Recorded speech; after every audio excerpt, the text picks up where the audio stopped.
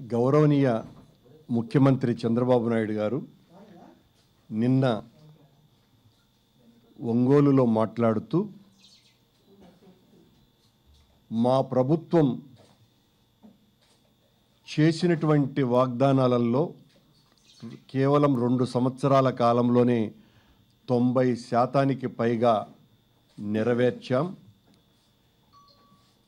ఇప్పటి వరకు 24,000 కోట్ల రూపాయల రుణమాఫీ చేసినటువంటి చరిత్ర భారతదేశంలో రైతాంగానికి మాదే.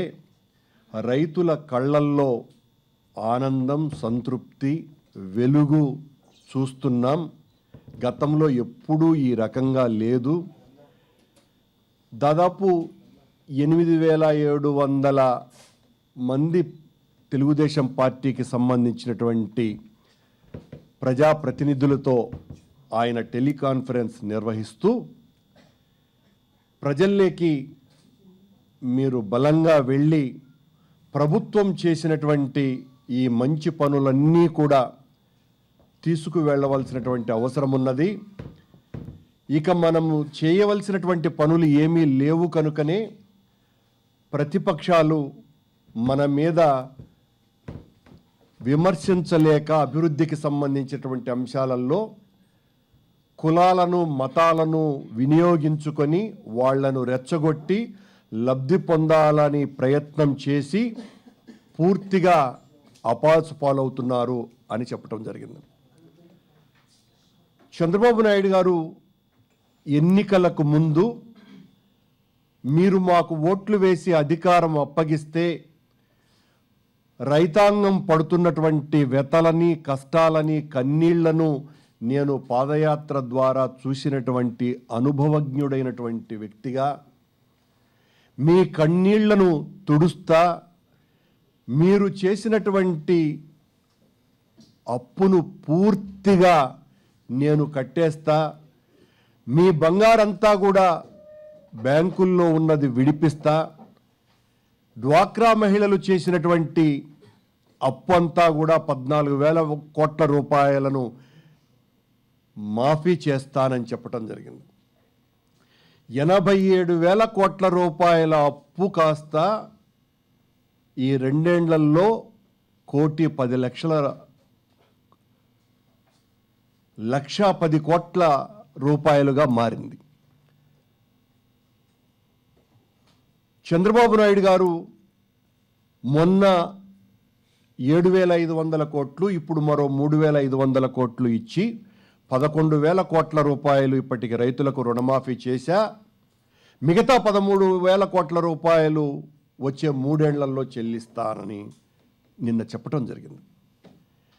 వాళ్ళు చేసినటువంటి 87,000 కోట్ల రూపాయల అప్పు ఇప్పుడు 1,10 కోట్ల రూపాయలుగా మారిపోతే ఇంత పెద్ద అబద్ధాన్ని చంద్రబాబు నాయుడు గారు రైతుల కళ్ళల్లో వెలుగులు నింపినాను, వాళ్ళ మనసుల్లో ఆనందం పొంగి పొర్లుతోంది, మనం చేసినటువంటి మంచి పనులు ప్రజల్లోకి వెళ్ళి చెప్పండి అని చెప్పటం అంటే ఇంతకంటే దారుణమైనటువంటి విషయం మరొకటి లేదు. వీధుల్లో తిరిగేటువంటి మోసకారి మంత్రగాళ్ళు కూడా ఇంత దారుణమైనటువంటి అబద్ధాలు చెప్పలేరు. చేతబడి చేసేవాళ్ళు కూడా ఇన్ని రకాలైనటువంటి మోసాలు చేయలేరు. కానీ చంద్రబాబు నాయుడు గారు చేతబడి చేసేవాళ్లను, మాయల మరాఠీలను, వీధుల్లో తిరిగే మంత్రగాళ్లను మించినటువంటి మాయగాడు. ఆయన దాదాపు 600కు పైగా ఎన్నికల వాగ్దానాలు చేయటం జరిగింది. ఒక్కటంటే ఒక్క హామీని కూడా ఆయన నెరవేర్చలేదు అన్నది ఈ రాష్ట్రంలో ఉన్నటువంటి 5 కోట్ల మంది ప్రజలందరి అభిప్రాయం.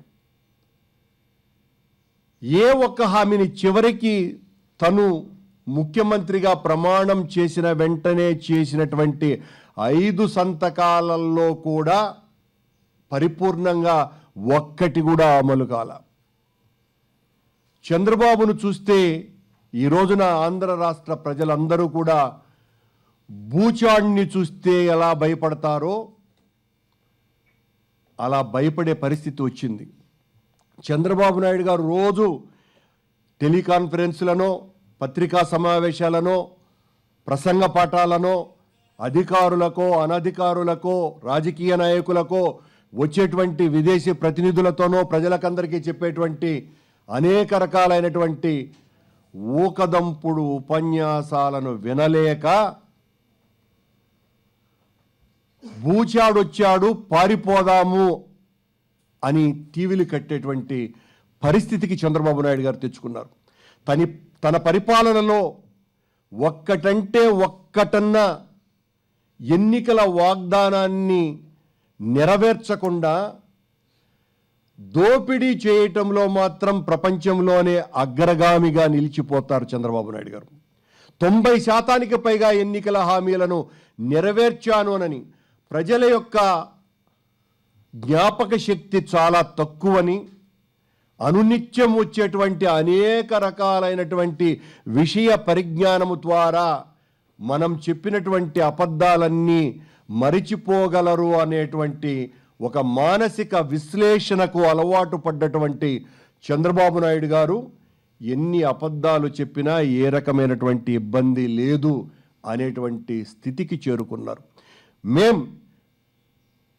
మీరు చేసినటువంటి మోసాల మీద, మీరు చేసినటువంటి వాగ్దానాల భంగం మీద వైఎస్ఆర్ కాంగ్రెస్ పార్టీ జూలై 8వ తారీఖు నుంచి గడప గడపకు వైఎస్ఆర్ కాంగ్రెస్ పార్టీ అనేటువంటి నినాదంతో చంద్రబాబు నాయుడు గారు చేసినటువంటి హామీలు నెరవేర్చారా లేదా అని ఇంటింటికి వెళ్ళి, అయ్యా ఆయన రుణమాఫీ చేశారా, డ్వాక్రా మహిళలకు అప్పంతా తీర్చివేశారా, 14,000 కోట్ల రూపాయలు అప్పుంటే ఒక్కొక్కరికి 10,000 రూపాయలు తీర్చేస్తానని చెప్పి ఇప్పటికి 3,000 రూపాయలు చేసేసా, మిగతాది 2 నెలల్లో చేస్తున్నా అనేటువంటి అబద్ధాలను మీరు నమ్ముతారా? బీసీలకందరికీ మేలు జరుగుతుందా, కాపులకు బీసీలుగా మార్చివేశారా? ఇలా మేము కూడా ఆయన చేసినటువంటి వాగ్దానాలన్నింటి మీద, ఆయన చేసినటువంటి దగాకోరు వంచన మీద ప్రజల్లోకి మేము వెళతాం. ఎవరు నిజమో ఎవరు అబద్ధమో ప్రజలు ఖచ్చితంగా తేలుస్తారు. ఈ 2 ఏళ్ల పాలన తర్వాత రైతాంగంలో, అది కూడా కోనసీమ రైతులే మళ్ళీ క్రాప్ హాలిడే అని ప్రకటించటం జరిగింది. మాకు గిట్టుబాటు ధర లభించటం లేదు, ఈ వ్యవసాయం మేము చేయలేకపోతున్నాం, చంద్రబాబు యొక్క రైతాంగ వ్యతిరేక విధానాల వలన వ్యవసాయం చేయటం వీలు కానటువంటి పరిస్థితి ఉంది అని కోనసీమలో ఉన్నటువంటి అల్లవరం మండల గ్రామాలన్నీ కూడా క్రాప్ హాలిడేని ప్రకటించటం జరిగింది. అంటే మీ పాలన గతంలో 10 సంవత్సరాల కాలంలో మీరు ఒక రైతు ద్వేషిగా, రైతులకే శత్రువుగా, రైతుల పట్ల అన్యాయకరమైనటువంటి విధానాలు అవలంబించేటువంటి వ్యక్తిగా, రైతాంగానికి ఉచిత విద్యుత్తు అందజేస్తాము మేము అధికారంలోకి వస్తే అంటే ఉచిత విద్యుత్తు అన్నది కలలో మాట అని చెప్పినటువంటి మీరు ఆ రోజున మొత్తం ఆంధ్ర రాష్ట్రంలో ఉన్నటువంటి సన్నకారు రైతులంతా కూడా దినసరి కూలీలుగా ఇతర రాష్ట్రాలకు వలసపోయే విధంగా చేసినటువంటి మీరు ఈ రోజున రైతు బాంధవుడు నేను అని చెప్పుకోవటం అంటే మీ గత చరిత్ర అంతా రైతు వ్యతిరేక చరిత్ర. మీ గతమంతా పేద ప్రజలకు వ్యతిరేకమైనటువంటి చరిత్ర. గతంలో 9 సంవత్సరాలు అధికారంలో ఉన్నప్పుడు మీరు ప్రపంచ బ్యాంకుకు తొత్తుగా మారి వాళ్ళు చెప్పినటువంటి ప్రతి విషయాన్ని తూచా తప్పకుండా అమలు చేసి ఈ రాష్ట్రాన్ని సర్వనాశనము గావించినటువంటి మీరే ఆ 9 ఏళ్ల పాలన స్వర్ణయుగము అని చెప్పగలిగేటువంటి ధైర్యంగా చెప్పగలుగుతున్నారంటే దానికి కారణం ప్రజలకున్నటువంటి జ్ఞాపక శక్తి మీద మీకున్నటువంటి నమ్మకం. వాళ్ళు ఏ విషయాన్ని జ్ఞాపకం ఉంచుకోరు అన్నటువంటి మీ ధీమా, మళ్ళీ మీరు మోసం చేసి అధికారంలోకి వచ్చిన తర్వాత ప్రజల పట్ల మీకు పూర్తిగా చులకన భావం ఏర్పడిపోయింది అన్నది తెలిసిపోయింది. ఎందుకంటే అంతగా మోసం చేసినటువంటి నన్ను మళ్ళీ ఇన్ని అబద్ధాలు చెప్పినా కూడా అధికారంలోకి తీసుకువచ్చారు అంటే ఈ ప్రజలకు ఏమి చెప్పినా నమ్ముతారు అనేటువంటి మీ వంచన కౌశలం 100 రెట్లు పెరిగింది కనుకనే మీరు ఈ రీతిలో మాట్లాడగలుగుతున్నారు. మీ పాలన ప్రజాకంటక పరిపాలన, మీ పాలన ఏ ఒక్కరికి కూడా మేలు కలిగించనటువంటి పాలన. మీ పాలన పట్ల ఎవరైనా అభిప్రాయ భేదాన్ని వ్యక్తం చేసినా సహించలేనటువంటి పరిస్థితుల్లో ఉన్నారు. మీరు చేసినటువంటి హామీలు అమలు పరచటానికి ఎవరైనా మిమ్మల్ని ఒత్తిడి చేసేటువంటి ప్రయత్నం చేస్తే వాళ్ళ మీద మీరు ప్రజాద్రోహులుగా ముద్ర వేసి వాళ్ళ మీద ఏ రకమైనటువంటి ప్రతీకార చర్యలు తీసుకోవటానికి కూడా వెనుకంజ వేయటానికి సిద్ధపడనటువంటి రాజకీయ రాక్షసులుగా చంద్రబాబు నాయుడు గారు మీరు మారిపోయారు. బీసీలుగా మారుస్తారు మమ్మల్ని అని నమ్మి మీకు ఓట్లు వేసినటువంటి కాపులనందరినీ కూడా మీరు వంచినటువంటి తీరు ఎంత అమానుషమో సభ్య సమాజం అంతా చూసింది. నిన్న కాపుల పట్ల మీరెంత దుర్మార్గంగా వ్యవహరించారో లోకమంతా కూడా, మీరు ఏ రకంగా ప్రసార మాధ్యమాలను మీ ఇనుప డెక్కల కింద అణచిపట్టినా ప్రజలందరూ కూడా గమనించి ప్రతి చోట అనుకుంటున్నారు. ముద్రగడ పద్మనాభం గారి కుటుంబం మీద నినదించినటువంటి వ్యక్తి యొక్క గొంతు నొక్కటానికి మీరు చేసినటువంటి వాగ్దానం నెరవేర్చనందుకు, అధిక్షేపించినందుకు ముద్రగడ గారి కుటుంబం పట్ల మీ ప్రభుత్వం వ్యవహరించినటువంటి తీరు మానవ జాతికే మచ్చ. మహిళలని చూడకుండా ముద్రగడ భార్య గారి పట్ల, వారి కోడల పట్ల, కుమారుని పట్ల మీరు ప్రవర్తించినటువంటి విధానం అమానుషీయమా కాదా అని అడుగుతున్నా. ఇంత దారుణంగా, దుర్మార్గంగా మీ అభిప్రాయాలను విభేదించేటువంటి వాళ్ళ పట్ల దేశద్రోహుల కంటే కూడా హీనంగా చిత్రీకరించి అనరానటువంటి బండబూతులన్నీ కూడా పోలీసు వాళ్ళ చేత అనిపించి వాళ్ళ వ్యక్తిత్వాలను పూర్తిగా సమాధి చేసేటువంటి చర్య ఏదైతే ఉన్నదో, ఇంతకంటే మీ పాలన యొక్క దాష్టీకానికి మరొక ఉదాహరణ లేనే లేదు అని ఈ సందర్భంగా పేర్కొనవలసి వస్తుంది. రైతులు మాకు గిట్టుబాటు ధర కల్పించండి అని నిన్న జరిగినటువంటి సదస్సులో ఒక రైతు మాట్లాడితే మీరు ఎంత వెటకారంగా ఆ రైతు పట్ల ప్రవర్తించారో సభ్య సమాజం అంతా కూడా చూసింది. మిమ్మల్ని ధిక్కరించేటువంటి పరిస్థితి కాదు సుమా, ప్రశ్నించడాన్ని కూడా సహించలేనటువంటి స్థితికి చంద్రబాబు నాయుడు గారు చేరుకున్నారు. ఇది చాలా దారుణమైనటువంటి విషయం.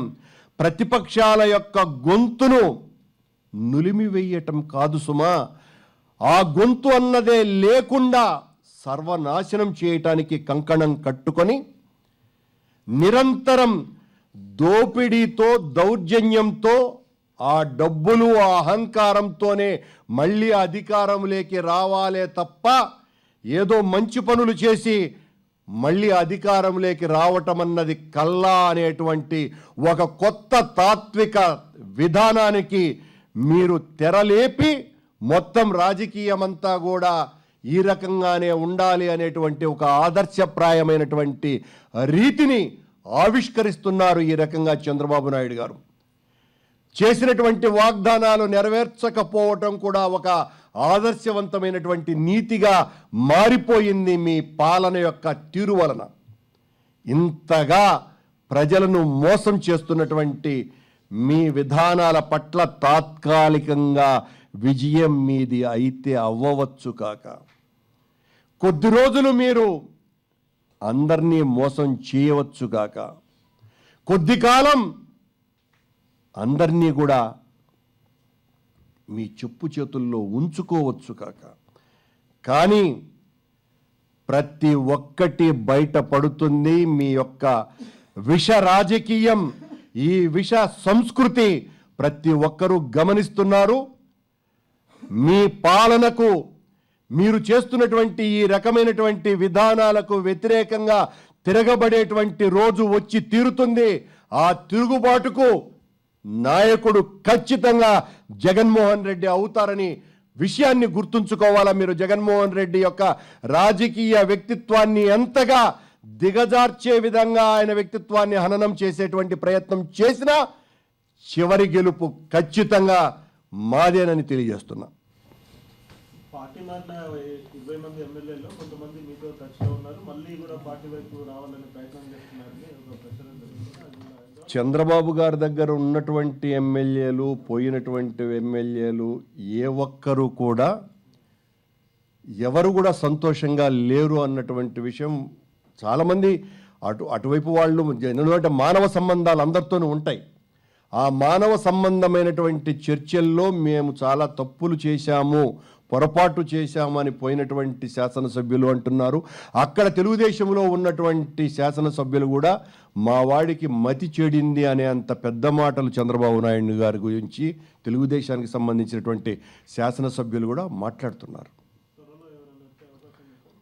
రావటము రాకపోవటము అన్నటువంటి విషయాలకు సంబంధించి కాదు, కానీ చంద్రబాబు గారి పట్ల అందరూ తీవ్రమైనటువంటి అసంతృప్తితో ఉన్నారు అన్నటువంటిది దాగనటువంటి సత్యం.